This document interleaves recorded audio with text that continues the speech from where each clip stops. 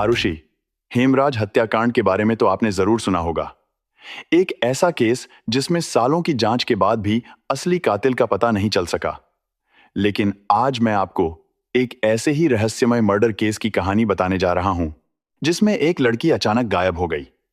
परिवार ने उसे पूरी रात शहर भर में ढूंढा और अगली सुबह उसकी लाश उसी बिस्तर के नीचे मिली, जिस पर रात भर उसके अपने लोग सोते रहे।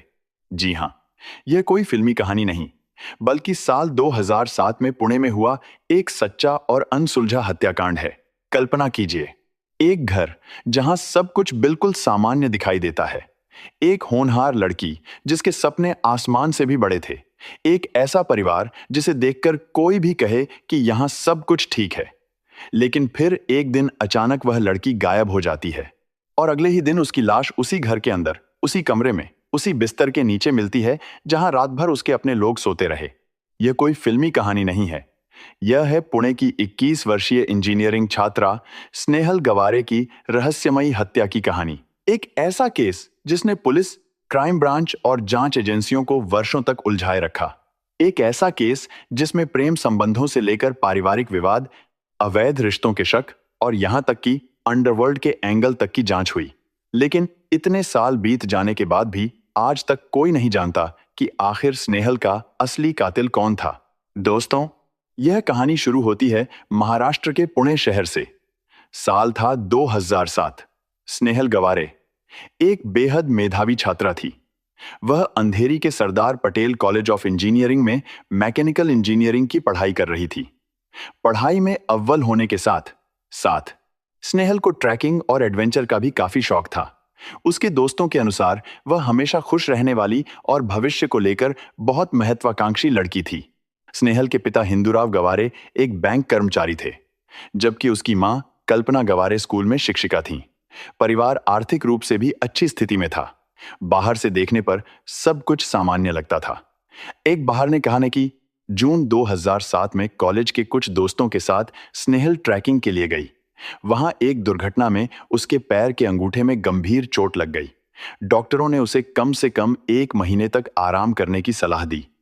इसी वजह से वह जुलाई महीने में अपने घर पर ही रह रही थी। 19 जुलाई 2007 की सुबह भी बाकी दिनों की तरह शुरू हुई।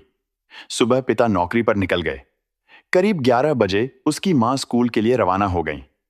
घर में केवल स्नेहल अकेली थी।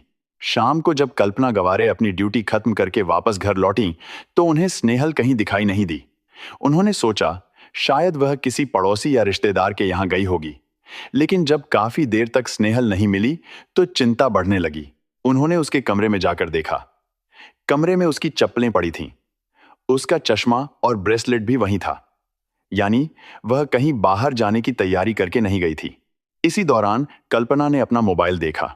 मोबाइल में दोपहर 3:28 पर स्नेहल के नंबर से एक एसएमएस आया हुआ था। लेकिन सबसे हैरान करने वाली बात यह थी कि वह एक ब्लैंक मैसेज था। उसमें कुछ भी लिखा नहीं था।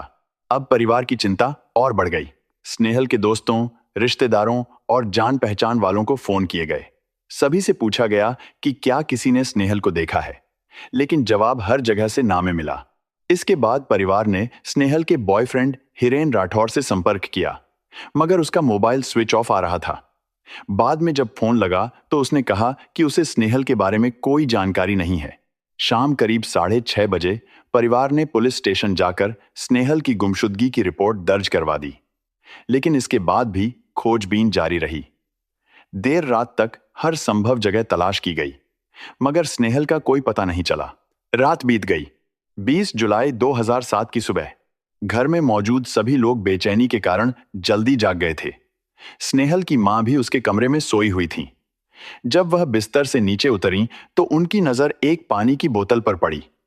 उन्होंने बोतल उठाई और उसे बिस्तर के नीचे बने स्टोरेज बॉक्स में रखने के लिए गद्दा थोड़ा सा खिसकाया, लेकिन जैसे ही गद्दा हटा उनकी चीख निकल गई। घर में अफरा तफरी मच गई। सभी लोग कमरे की ओर दौड़े। जब बिस्तर को पूरी तरह खोला गया तो वहां जो दिखाई दिया उसने सबको स्तब्ध कर दिया। बेड बॉक्स के अंदर स्नेहल की लाश पड़ी हुई थी। उसके हाथ और पैर बांधे गए थे। मुंह पर तौलिया लपेटा गया था। शव को बेहद सावधानी से छिपाया गया था ताकि किसी को तुरंत पता न चले। सबसे चौंकाने वाली बात यह थी कि पूरी रात लोग उसी बिस्तर पर सोते रहे और उन्हें नीचे लाश होने का अंदाजा तक नहीं हुआ। पुलिस तुरंत मौके पर पहुंची और शव को पोस्टमार्टम के लिए भेज दिया गया। जांच शुरू हुई। सबसे पहला शक गया स्नेहल के बॉयफ्रेंड हिरेन राठौर पर। परिवार ने बताया कि पिछले कुछ दिनों से दोनों के बीच किसी बात को लेकर तनाव चल रहा था। बातचीत भी काफी कम हो गई थी। हिरेन अक्सर घर आता जाता था और परिवार उसे अच्छी तरह जानता था। पोस्टमार्टम रिपोर्ट में खुलासा हुआ कि स्नेहल की मौत दम घुटने से हुई थी। उसके साथ किसी प्रकार का यौन उत्पीड़न नहीं हुआ था। घर से कोई बड़ी कीमती चीज भी चोरी नहीं हुई थी। हालांकि उसका नोकिया 79 मोबाइल फोन और एक सोने की चेन गायब थी। घर में जबरन घुसने के कोई निशान नहीं मिले। इसका मतलब साफ था कि हत्यारा या तो स्नेहल का परिचित था या फिर उसे घर में प्रवेश करने की अनुमति मिली थी। पुलिस ने हिरेन से पूछताछ शुरू की। हिरेन ने बताया कि घटना वाले दिन वह अपने ऑफिस में था। उसके सहकर्मियों ने भी इसकी पुष्टि की, लेकिन जब पुलिस ने ऑफिस का अटेंडेंस रजिस्टर मांगा तो पता चला कि वह गायब हो चुका है। यह बात बेहद संदिग्ध थी। पुलिस ने वर्षों तक उस रजिस्टर को खोजने की कोशिश की, लेकिन वह कभी नहीं मिला। इसके बावजूद हिरेन के खिलाफ कोई प्रत्यक्ष सबूत नहीं मिला। उसके फिंगरप्रिंट भी घटनास्थल से बरामद नहीं हुए। पुलिस ने उसका साइकोलॉजिकल टेस्ट और ब्रेन मैपिंग भी करवाई, लेकिन कोई ठोस निष्कर्ष नहीं निकला। धीरे धीरे जांच दूसरी दिशाओं में बढ़ने लगी। तभी पुलिस को परिवार के अंदर चल रहे तनाव की जानकारी मिली।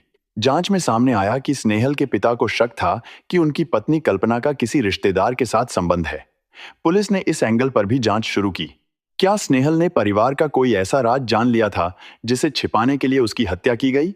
कल्पना गवारे का पॉलीग्राफ टेस्ट हुआ, साइकोलॉजिकल जांच हुई, ब्रेन मैपिंग भी की गई, लेकिन कोई ऐसा सबूत नहीं मिला जो उन्हें सीधे अपराध से जोड़ सके।